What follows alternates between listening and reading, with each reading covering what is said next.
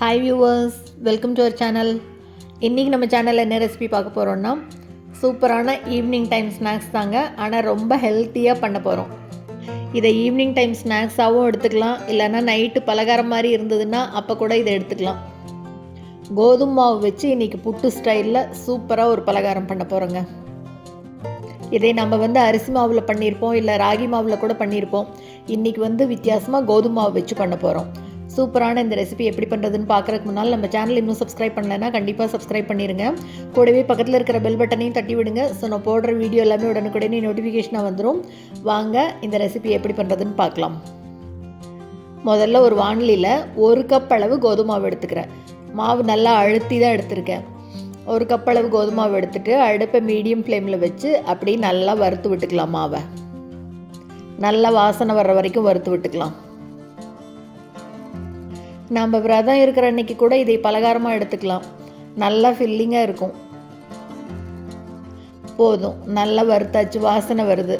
இந்த அளவுக்கு வறுத்தா போதும். நல்லா கோதுமை இப்படி கையில் எடுத்து பார்த்தோம்னா கை பொறுக்கிற சூடு இருக்கணும். இப்போ அடுப்பை ஆஃப் பண்ணிடலாம். அடுப்பை ஆஃப் பண்ணிவிட்டு இது மேலே கொஞ்சமாக இதுக்கு தேவையான அளவு உப்பு சேர்த்துக்கலாம். ரொம்ப சேர்த்துற வேண்டாம், கொஞ்சமாக சேர்த்தினா போதும். ஒரு தடவை நல்லா கலந்து விட்டுட்டு இப்போ இதை வேற ஒரு பாத்திரத்துக்கு மாற்றிட்டு நல்லா கம்ப்ளீட்டாக ஆற விடலாம். அதுக்குள்ளே இந்த பக்கம் பாருங்கள், பாத்திரத்தில் தண்ணி வச்சுருக்கேன், கொஞ்சமாக வச்சுருக்கேன்.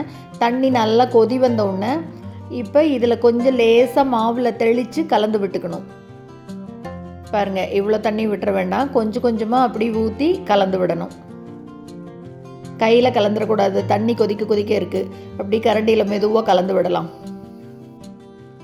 மொத்தமாகவே 1 கப் மாவுக்கு 1 கரண்டி அளவு தண்ணி தான் செலவாகும். கரண்டியில் நல்லா கலந்து விட்டுட்டு இப்போ கை பொறுக்கிற சூடு வந்தோடனே கையில் நல்லா கலந்து விட்டுடலாம்.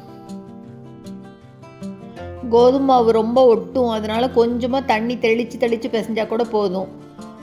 இப்போ கையில் நல்லா அப்படி கலந்து விட்டுட்டு பாருங்கள், எடுத்து பிடிச்சி பார்க்கலாம். பிடிச்சா இப்படி பிடிக்க வரணும். பாருங்கள், உதுத்தா இப்படி உதிர்ந்துடணும். இதுதான் கரெக்டான பக்குவம். நல்லா பிடிக்க வருது பாருங்கள், அப்படியே ஊற்றுத்தரலாம். இதில் கொஞ்சம் அப்படியே கட்டி இருக்கிற மாதிரி தெரிஞ்சதுன்னா இப்போ இதை ஒரு மிக்ஸி ஜாருக்கு மாற்றிட்டு ஒரே ஒரு தடவை பல்ஸ் மோடில் திருப்பி எடுத்துக்கலாம். பாருங்கள், இந்த மாதிரி ஒரே ஒரு தடவை திருப்பி எடுத்தால் போதும். இப்போ எடுத்து பார்க்கலாம். இங்கே பாருங்கள், எவ்வளோ நல்ல உதிராக சூப்பராக வந்துருச்சு பாருங்கள். ரொம்ப அரைச்சிட வேண்டாம், ஒரே ஒரு தடவை பல்ஸ் மோடில் திருப்பணும். இப்போ இந்த மாவை எடுத்து வச்சிடலாம், இருக்கட்டும்.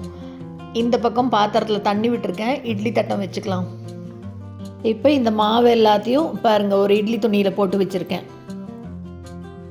இந்த மாவில் 2 டேபிள் ஸ்பூன் மட்டும் துருவின தேங்காய் கலந்துருக்கேன். தேங்காய் சேர்த்துற கிளிப்பிங் மிஸ் ஆயிடுச்சு. அது கூட கொஞ்சம் 2 டேபிள் ஸ்பூன் தேங்காயை சேர்த்துட்டு எல்லாத்தையும் நல்லா இந்த மாதிரி டைட்டாக கட்டி ஒரு மூடி போட்டு மூடி வச்சிடலாம். ஒரு 10 நிமிஷம் நல்லா ஆவியில் வேகணும். இதை இந்த மாதிரி இட்லி துணியில் வைக்கிறதுனாலும் வைக்கலாம், இல்லாட்டி புட்டு குழாயில் வைக்கிறதுனாலும் வைக்கலாம். இப்போ நல்லா ஒரு 10 நிமிஷம் கழித்து அடுப்பை ஆஃப் பண்ணிடலாம். ஆஃப் பண்ணிவிட்டு ஒரு 2 நிமிஷம் விட்டுட்டு அப்புறம் திறந்து பார்க்கலாம். ரொம்ப ஆவி அடிக்கும், பார்த்து திறக்கணும். பாருங்கள், மாவை கொஞ்சமாக எடுத்து இப்படி திரிச்சோம்னா நல்லா நூல் மாதிரி திரிக்க வரணும். வந்ததுன்னா நல்லா வெந்திருக்குன்னு அர்த்தம். சூப்பராக வெந்திருக்கு பாருங்கள். அவ்வளோதாங்க. இப்போ இதை எடுத்து வேற ஒரு பவுலுக்கு மாற்றிக்கலாம். கோதுமை மாவு வச்சு புட்டு ஸ்டைலில் சூப்பரான ஒரு பலகாரம் ரெடி பண்ணியாச்சு. உடம்புக்கு ஒன்றும் பண்ணாது, ரொம்ப ஹெல்த்தியான ரெசிபிங்க. இதுக்கு இனிப்பு வேணும்னா தேங்காயும் கூடவே நாட்டு சர்க்கரையும் சேர்த்து சாப்பிட்லாம். நல்லா பொட்டு வெந்து அப்படி உதிராக சூப்பராக இருக்குது பாருங்கள். எடுத்து காட்டுறேன் பாருங்கள். இதுக்கு தொட்டுக்க காரமாக வேணும்னு நினச்சா கடலைக்கறி வச்சு சாப்பிட்லாங்க, எக்ஸலண்ட்டாக இருக்கும். சூப்பரான இந்த ரெசிபியை நீங்களும் செஞ்சு பார்த்துட்டு மறக்காமல் கமெண்ட்டில் சொல்லுங்கள். இந்த வீடியோ உங்களுக்கு பிடிச்சிருந்ததுன்னா லைக் பண்ணுங்கள், ஷேர் பண்ணுங்கள், கமெண்ட் பண்ணுங்கள். மறக்காமல் நம்ம சேனலை சப்ஸ்கிரைப் பண்ணுங்கள். கூடவே பக்கத்தில் இருக்கிற பெல் பட்டனையும் தட்டி விடுங்க. ஸோ நான் போடுற வீடியோ எதுவுமே மிஸ் பண்ணாமல் பார்க்கலாம். தேங்க்ஸ் ஃபார் வாட்சிங்.